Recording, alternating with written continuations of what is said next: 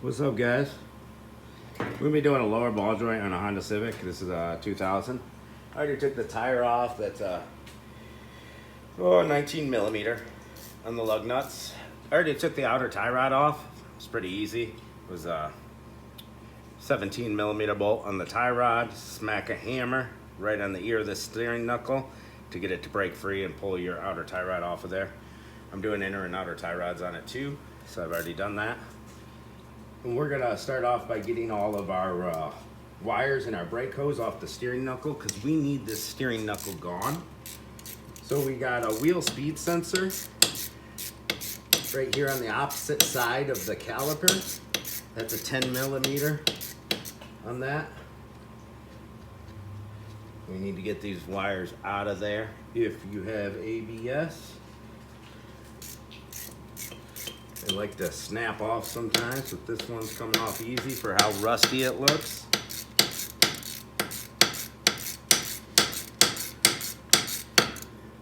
We're gonna be taking off the brakes too. It'll probably be phase 2. All right, our sensor's out of there. That bolt doesn't want to come out. That's okay, you can stay in there, buddy. All right, we got another bolt here on the side of the steering knuckle. Just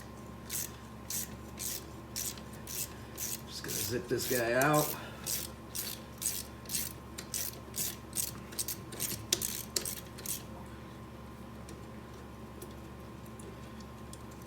Lots of snow, so this thing is just soaking wet as the snow melts. After we get the brakes off, we got to loosen the axle nut in the center. Got a little pinch nut on it, so you might have to unpinch it. There's like a little slot that you hammer in to lock it in. Looks like whoever did this one didn't lock it in very well, so we'll just be able to zip it off with the impact. Don't want to lose any of these nuts. There's our wheel speed sensor detached. Now we got two 10 millimeter bolts on this brake hose. There's one. It's coming out a lot easier than expected. Almost by finger after I cracked it free. We want this brake hose detached from the steering knuckle. We're gonna have to press that ball joint out. Then after we get the brakes and that axle loose, that axle nut taken off and the CV axle moving back and forth freely, and we're going to take the upper and lower ball joint nuts off. They look 16, 17-ish.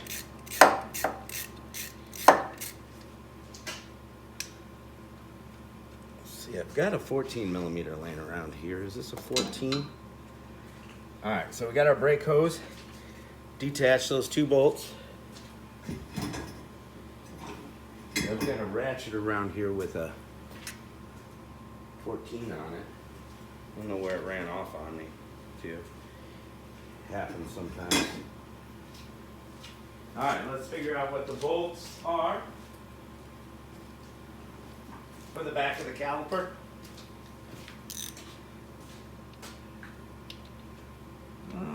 Looks like a 13. Let's grab a 13.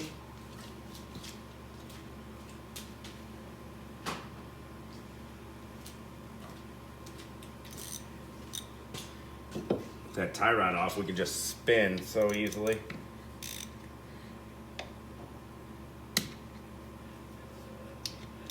These are not 13s, these are 12s. There was so much mud on the one that the 13 grabbed at first.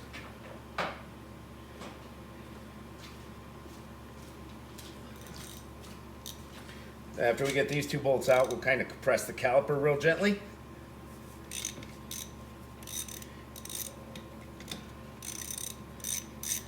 These ball joints are so sloppy that it's just spinning on me.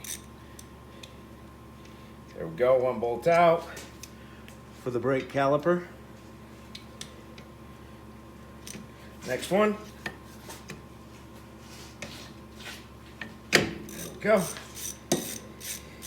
Usually best to crack them both free before you take one out, unless you feel like doing what I just did.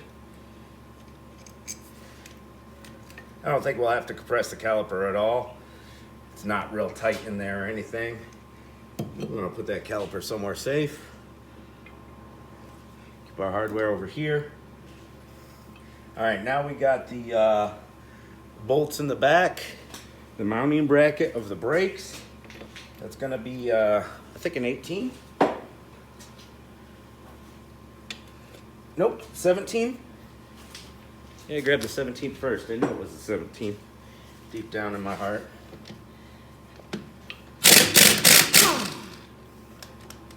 We're just gonna zip these out.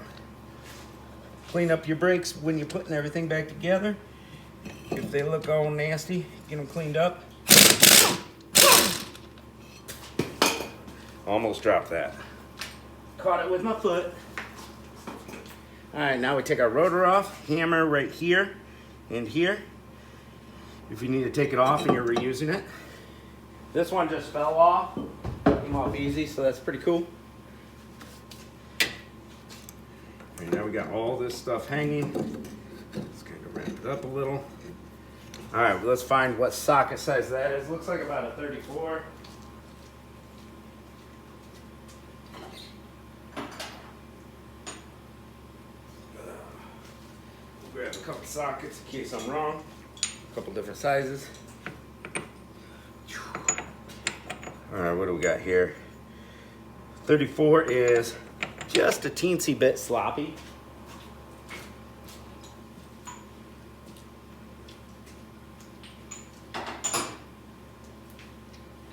That's probably a 32, but we're just zipping it off real quick. You should always replace these axle nuts whenever you take them off.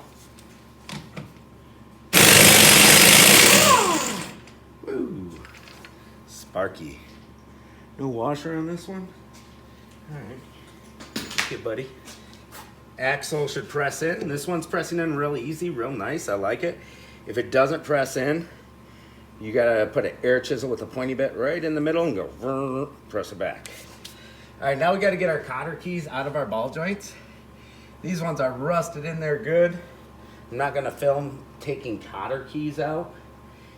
I'm pretty sure you guys can figure that out. This one isn't rusted in bad at all on the bottom. You can get this one right out. Bend the tab straight, push through. Most of the time you can't get them with your fingers. Grab some pliers or side snips.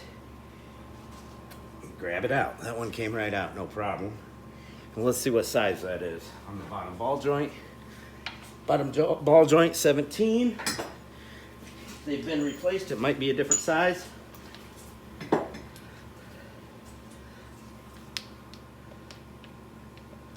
We will zip this one off. There we go. Now this top one, we can't really get an impact in unless we put a swivel socket on it, universal. But I'm gonna do the same thing to the top one, get that bolt off. Might have to use a wrench or a ratchet. All right, I was able to get that top nut off with a universal socket. Then I had to take it off my hand. That's pretty cool. Now we're gonna break the ball joints free. We're gonna hit with a hammer at the top of the steering knuckle, not the ball joint, not the control arm, the knuckle.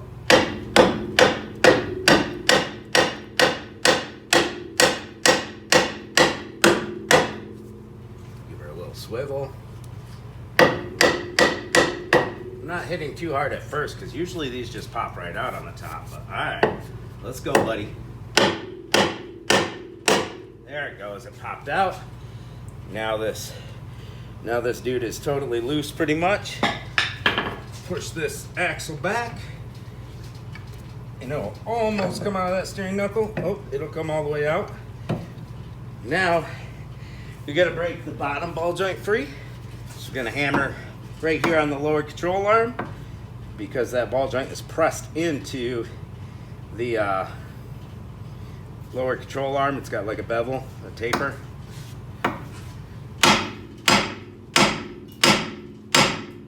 Give it a couple good 2-tree whacks. See if it broke free. Nope.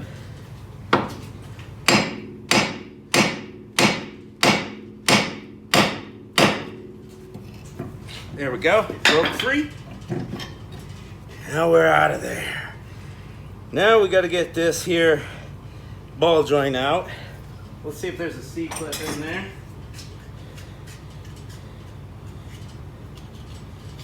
Just gonna press out from the back. I don't see no C-clip. You know, it's kind of muddy, kind of dirty. But we need to press downward. The ball joint comes out up towards the wheel bearing, towards the top of the steering knuckle. That's the way it presses. So we got to figure out how we're going to press this guy out of there in our shop press. Or you can use a ball joint press. All right, here we are with our steering knuckle in our shop press. Shop press looks like this. You can get them for like $100 at Harbor Freight. So you got to get kind of creative with this steering knuckle. Most steering knuckles are not this tough. I got a couple of plates to level it out, sitting on the air on the other side, and our ball joint cracked free. Just pressing downwards. You know, keep pressing. And it's going down. It's going down. Down to the rubber. No metal exposed now. And that socket's probably going to catch the edge of the steering knuckle. So we're going to have to release it. Now these steering knuckles are just so awkward to fit a ball joint press in. Here we go. Let's grab this out of here. It'll probably hammer out at this point. See how far the ball joints come up. The problem with using a ball joint press is you can't really get around that ball joint on the inside. So I like to use the press for this one. I got the ball joint press out. I thought I might need some cones or something, but that's how far out it is. We'll grab our hammer.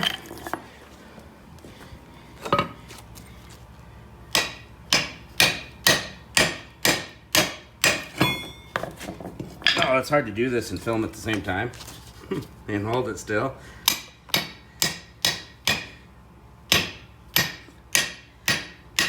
Oh yeah. There she goes. Alright, now she's out of there. We're gonna make sure that's nice and clean and not rusty in there. Looks pretty good and smooth. And start putting our new ball joint in there. Alright, we got our new ball joint.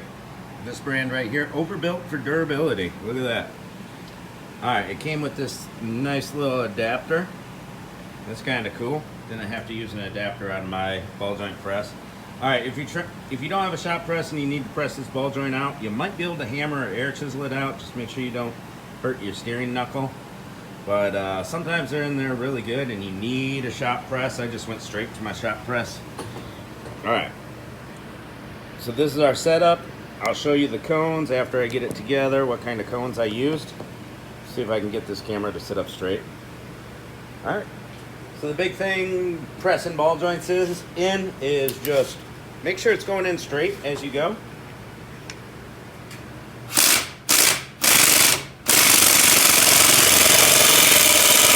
There we go, it went in straight and smooth, easy.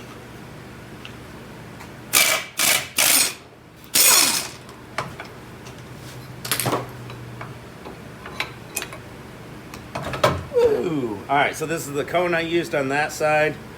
It's got a little divot for the press, and it's long enough to get past the stud of the ball joint. And here's the little adapter that came with the ball joint. It's kind of cool. Keep that in my set. Maybe I'll use it again. And then it came with a snap ring. That's gonna go on the ball joint in this groove right here.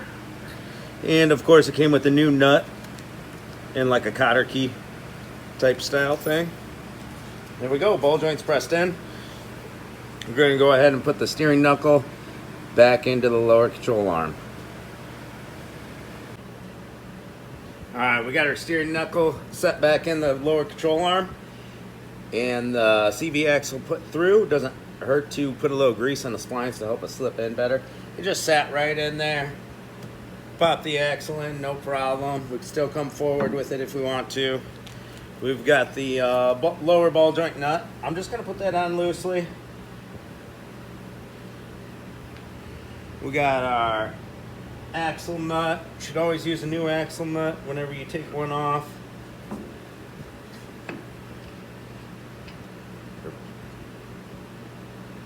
Press our axle forward a little bit.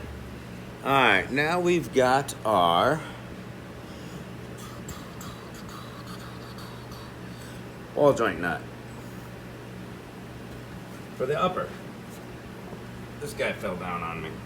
Don't let your calipers hang. Never a good idea. This upper ball joint is nice and stiff still. Good shape. Press the control arm down. Doesn't hurt to use a pry bar if you need to. Let's get that nut back on there. There we go. Perfect. Ooh. All right, let's start tightening everything back down.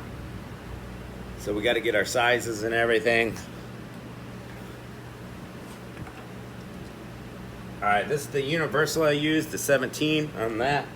I'm not gonna be doing any final torque with my impact. I'm just gonna use it to get all these nuts started. Ooh. Come on, get on there, baby. There we go, it sucked it in. Almost tight, not quite. All right, what do we got down here? This ball joint nut is bigger than the old one, I think. Let's see. 19 millimeter. All right, all right.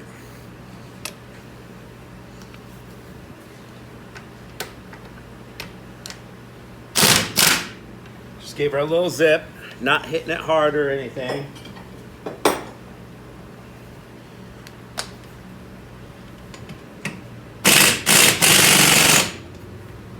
Getting everything started. Alright, I don't like all this stuff hanging around. I don't want that caliper to jump off on me again. So we'll get the brakes put back together. That rotor on there.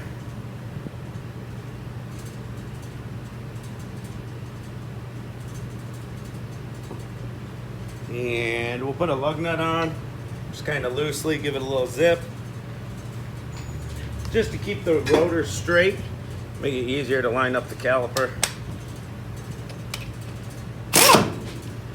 Just a little zip, no hitting it hard or anything.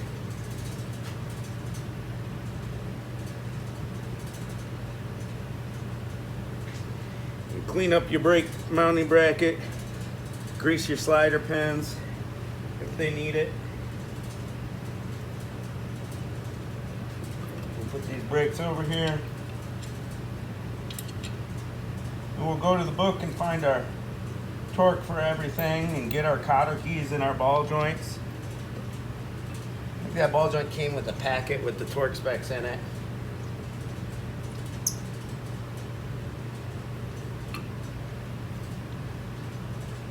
Alright, so we're going to put this we're going to tighten up these two bolts on the mounting bracket, put our caliper over it, tighten up those two bolts on the back of the caliper, tighten up our brake hose where we took those 10 millimeters out. Same thing with the wheel speed sensor, get that bolted down.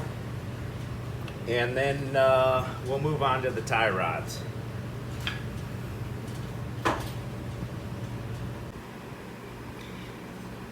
Alright guys, I got my upper and lower ball joint nuts tightened up, cotter keys are through, got my brakes on, tightened up, brake hose tightened up, ABS wire bolted down, wheel speed sensor bolted down, all good, tie rods back on.